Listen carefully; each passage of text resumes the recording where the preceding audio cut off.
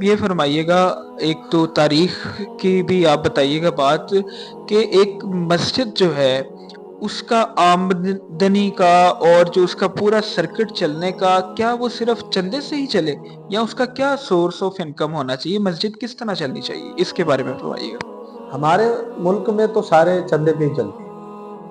अगर औकाफ के भी अंडर कोई मसाजिद या मज़ारात हैं तो वो लोग भी, वो जो लोग चंदा डाल के जाते हैं या देते हैं, उसी को वो लेके, बल्कि वो पूरा सिस्टम ही उस पर चलता है। ठीक है, तो मसाजिद भी उसी पे चलती है।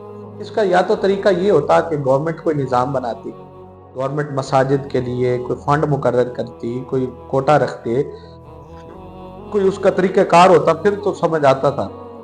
लेकिन जब तरीक़ाकार ही नहीं है तो मसाजिद तो चलानी है, निज़ाम तो चलाना है। अब एक बंदा वहाँ मस्जिद में ड्यूटी कर रहा है तो ज़ाहिर उसकी ज़रूरियात ज़िंदगी भी है, उसके बाल बच्चे भी हैं, उसके माशरत भी है, तो उसने तो वही करना है। तो अभी तो जो हमारे मुल्क में निज़ाम है वहाँ पे तो वो चंदे पे ही चलेगा।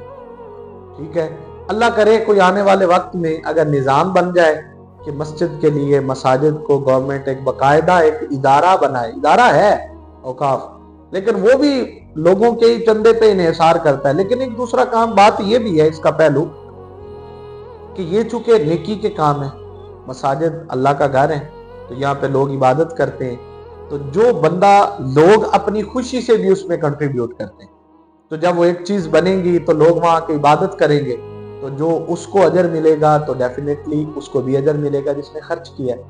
ये एक कॉन्सेप्ट है। तो खर्च तो वो करना चाहिए अल्लाह की राह में, ये दीनी इदारों पर, दीन सीखने वालों पर, इसी तरह, ताकि दीन फरोग मिले, दीन बढ़ सके।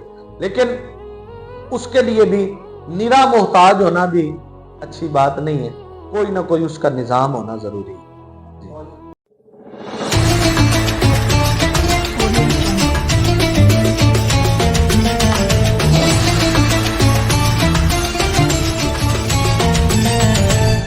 Audio Jungle.